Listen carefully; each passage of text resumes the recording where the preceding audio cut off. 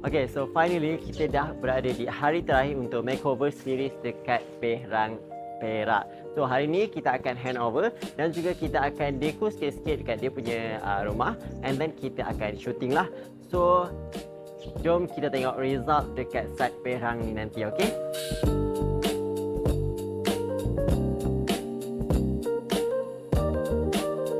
Okay, so jom kita masuk. Cantik ke tak cantik? Okay, so basically dekat site Berang ni kita buat kerja kabinet dan juga kita buat kerja renovation. And last kali kita akan deco lah dekat bahagian semua area yang affected dengan kerja kita. So macam mana dekat saya berada sekarang ni, saya berada dekat living area, which is kita buat TV cabinet dan juga display area dekat sini. So jom kita pergi dekat bahagian dining pula. Okay, so basically dining area dia untuk 4 seater, kalau nak jadikan 4 seater ataupun 6 seater pun boleh.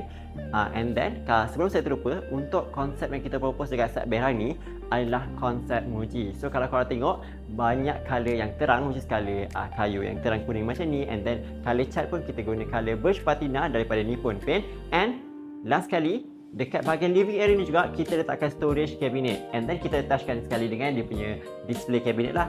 Sebab apa? Sebab owner ni dia banyak barang yang nak simpan, macam buku-buku sekolah anak dan juga beg sekolah. So senang, kalau nak pergi keluar je boleh je ambil barang daripada storage cabinet ni. Okay, so kita dah sampai dekat the best part, which is the best area dekat rumah ni, which is dia punya kitchen area. So before kita nak masuk dia punya kitchen area, kita letakkan satu breakfast counter dan kita letak satu tall unit. So owner bolehlah display dia punya barang deco, dan juga kalau nak breakfast ke kat sini kan, instead of kita nak makan dekat dia punya dining table, kita boleh je lepak-lepak dekat sini.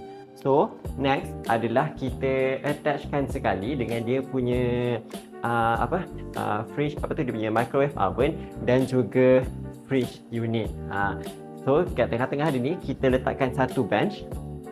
So owner bolehlah lepak-lepak kat sini masa dia tengah masak kan, tunggu nasi nak masak ke ataupun tunggu masakan dah ready, dia nak relax-relax jap, dia boleh je duduk sini and nikmati view dekat belakang.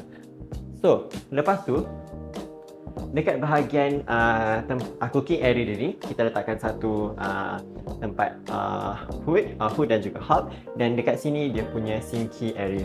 Dan kitchen area ni kita attachkan sekali dengan dia punya laundry, dia punya washing machine lah. So L shape ni adalah tempat dia punya laundry, tempat dia punya tempat masak dan juga tempat untuk dia prep makanan.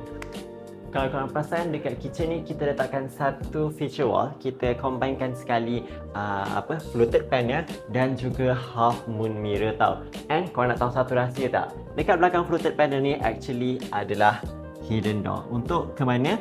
Untuk dia pergi ke guest room ataupun surau. See you in part 3.